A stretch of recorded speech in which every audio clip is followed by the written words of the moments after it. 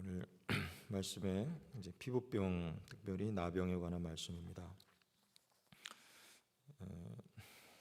나병을 오늘 말씀에 의하면 나병을 나병이다 아니다 기준하는 기준은 피부에 어떤 뾰루지나 색점이 생겼을 때, 그리고 그 털의 색깔이 흰가 또는 환부가 피부보다 오목하여졌는가, 이것이 기준입니다.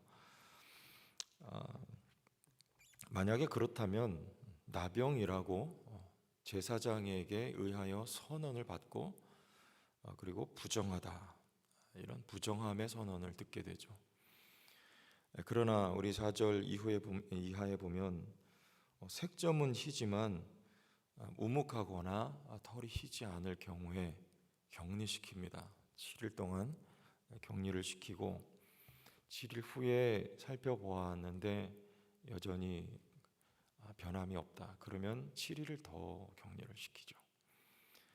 그 이후에도 변함이 없다. 그러면 그 옷을 빨게 하고 정하다는 선언을 합니다. 12절 이하에 보면 그에 앞서서 8절 이하에 나병이 들면 어떻게 합니까? 제사장에게 보이고 그리고 부정하다는 선언을 받게 돼요. 8절에 보면 그렇고요. 12절 이하에 보면 또 이렇게 말을 합니다.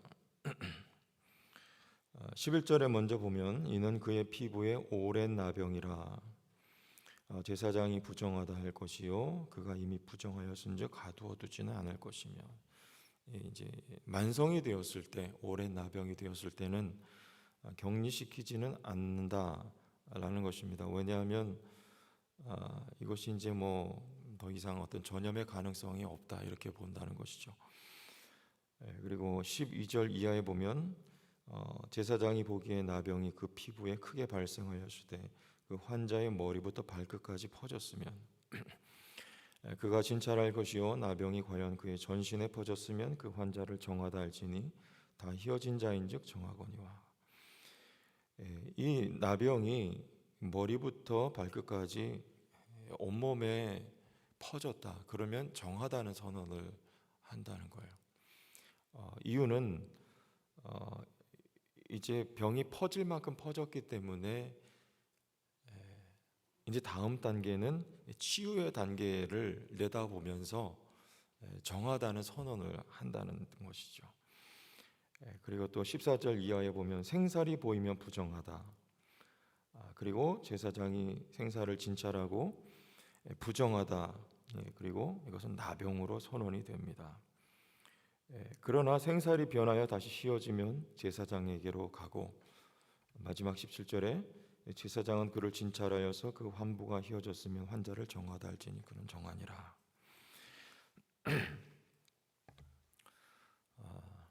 복잡하죠. 절차와 단계가 복잡하고, 그리고 내일 살펴볼 말씀이지만 그에 대처하는 그런 단계들도 굉장히 복잡하게 이렇게 나열이 되어 있습니다만, 요점을 말씀드리면 그렇습니다. 우선 본문의 나병이라고 하는 것은 이게 사실 나병이냐 하면 이게 의학적으로 그렇지 않다고 해요. 그러나 피부병으로 보는 것이고, 나병 그러면 나병도 피부병이죠. 그래서 모든 피부병을 총칭하여서 나병이라고 본다라고 그렇게 여깁니다. 여하튼지 간에 이 피부병이나 나병을 성경은 부정하다 이렇게 하죠. 그래서 이 오늘 본문을 이제 의학적으로 우리가 접근을 하기보다 보통 제의적이라는 표현을 쓰는데요. 제사장에게 가서 이게 보이죠. 제사장에게 가서 보이고 그리고 부정하다는 선언을 듣게 됩니다. 그에 앞서서 우리가 먼저 이 레위기 전체의 주제를 생각을 하고 넘어가야 되겠습니다. 레위기는 거룩함이죠. 하나님이 얼마나 거룩하신가. 그리고 우리가 그 거룩한 하나님을 만나기 위해서 우리에게 어떤 절차가 필요한가? 여기에 대한 이야기가 전체가 레위기입니다. 하나님이 거룩하신 것처럼 우리도 거룩하라. 어떻게 거룩할 수가 있겠습니까? 우리가 어떻게 하나님처럼, 그리고 하나님의 거룩함에 우리가 참여할 수 있겠는가? 한 가지죠. 누군가의 도움을 입지 않으면 절대 불가능한 것이죠. 그래서 레위기는요, 예수 그리스도를 말씀하고 있는 거죠. 예수 그리스도를 말미암아 우리가 어떻게 하나님께 나아갈 것인가, 이 내용에 대해서 아주 세세하게 설명하고 있는 책이 레위기입니다. 오늘 본문도 그런 관점으로 보시면 돼요. 모두가 다 부정한 자들 아닐까요? 우리가 어떻게 거룩한 하나님께 나아가? 우리는 부정하다는 선언을 들은 사람들이에요. 여기 부정하다는 것은 정죄의 개념이 아니라고 하죠. 정죄의 개념이 아니라 부정하다라고 하는 선언이 있어야 우리 정결함으로 나아갈 수가 있다는 거예요. 그래서 정결함을 입기에 앞서서 먼저 부정하다는 선언이 선행되어야 한다는 거죠. 그리고 나서 우리가 정결함을 향하여 나아간다. 우리 역시 마찬가지입니다. 출발은 그리스도께로 우리가 갈 수 있는, 다가갈 수 있는 출발은 부정하다라고 하는 자기 인식이에요. 자기 자신을 돌아볼 때 여러분 어떻습니까? 날마다 우리 자신 안에 이 인식이 일어나야 돼요. 나는 어떤 사람인가?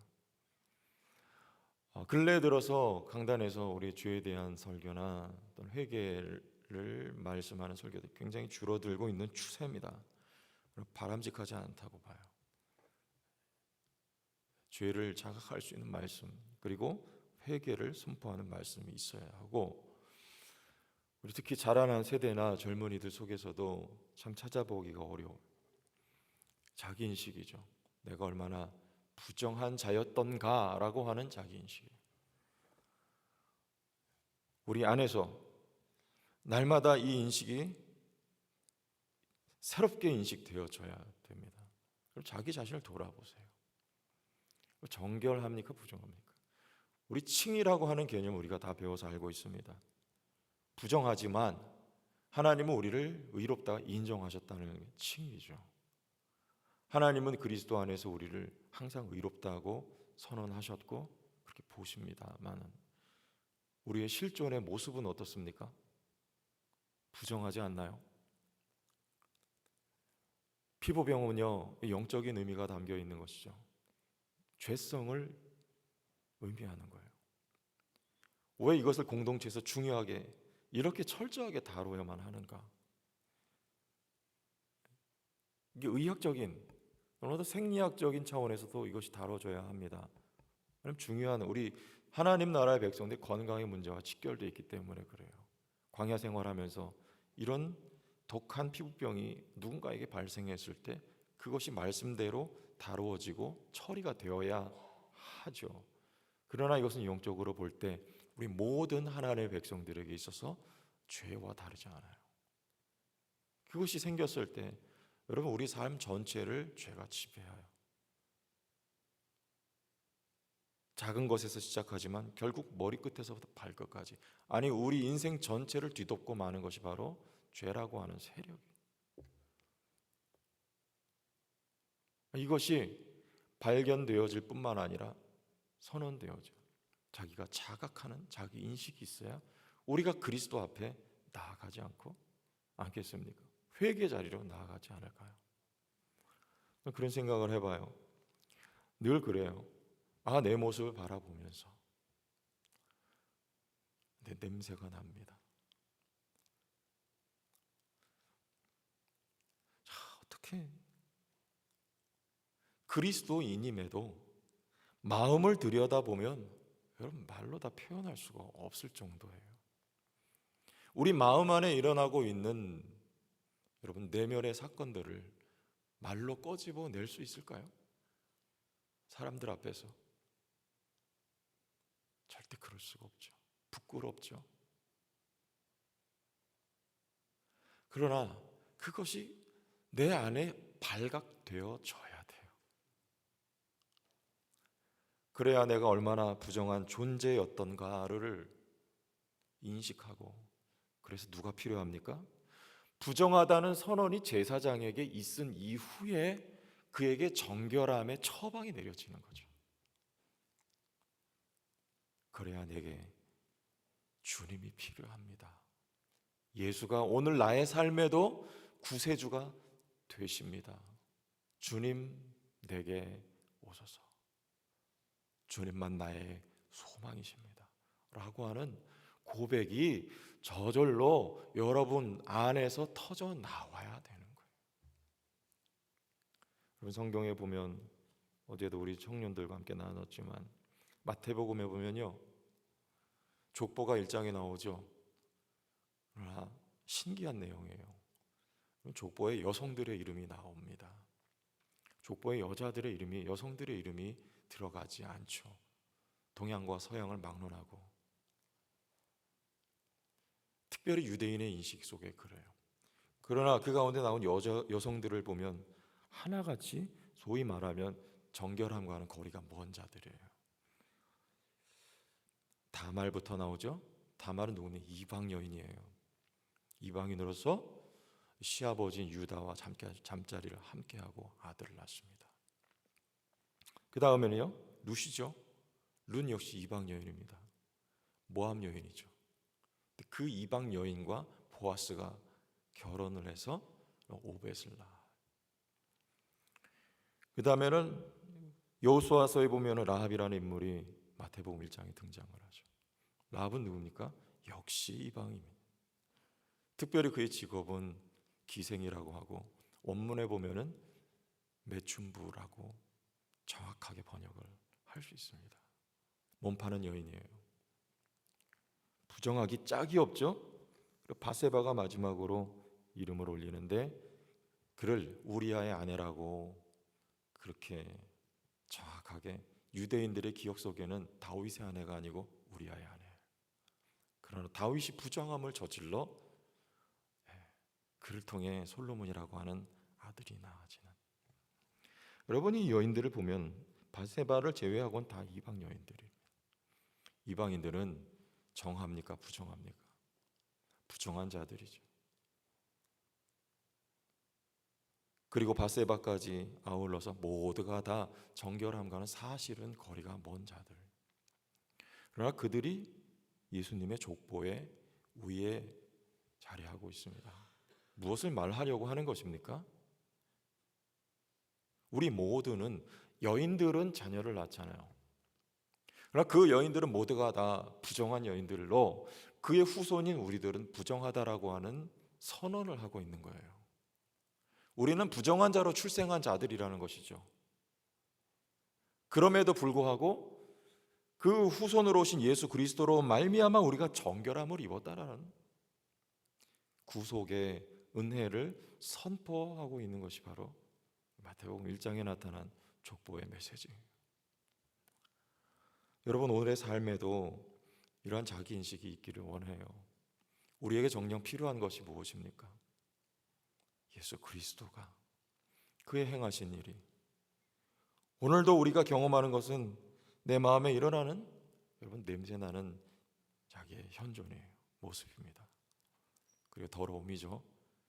그때마다 여러분 주님을 부르짖을 수 있기를 원합니다. 주님을 찾을 수 있기를 바라요.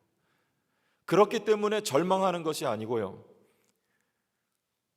제사장에 의해서 부정하다는 선언이 있었기 때문에 절망하라는 것이 아니고요, 정죄의 의도가 있는 것이 아니고요, 새로운 소망으로 우리를 이끌기 위한 선언인 거예요.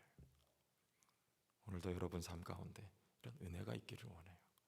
주님과 더욱 가까워질 수 있고 주님을 더욱 사랑할 수밖에 없는 이유. 오늘도 나는 부정한 자였구나. 그리고 나의 실존적인 모습은 여전히 냄새나는 존재이구나. 그래서 향기 자체이신 그리스도가 나의 삶에 부어진 것이구나 라고 그리스도의 옷자락을 부여잡을 수 있는 믿음이 오늘도 우리 가운데 있기를 예수님의 이름으로 축원합니다. 하나님 아버지, 그렇기 때문에 주님이 더 필요합니다. 예수를 믿었음에도 오늘 내 안에 하나님 그리스도의 향기가 때로는 있지만 더 많은 시간 하나님 냄새나는 나의 모습, 누구 앞에 내세우기 참 부끄러운 모습, 하나님 나의 사실의 모습은 여전히 죄성이 많은 나의 모습인 것을 오늘도 느낄 것입니다. 그때 절망이 아닌 소망을 바라보기를 원합니다. 그래서 예수가 오늘 나에게 더 필요하고, 그래서 나는 주께 더욱 가까이 갑니다. 한 걸음씩 십자가 앞으로 다가가 오늘도 십자가를 부여잡게 하시고 그 은혜를 힘입게 하여 주시고, 은혜 때문에 감사하게 하시고, 은혜 때문에 그 은혜가 능력이 되어서 우리의 삶을 통하여 예수 그리스도의 하나님 아름다운 모습이 조금씩 더 많이 비춰져 나올 수 있는 은혜로 말미암은 인생이 되게 도와 주옵소서. 한 주가 되게 하여 주옵소서. 은혜로 승리하게 하여 주옵소서. 예수님 이름으로 축복하며 기도합니다. 아멘.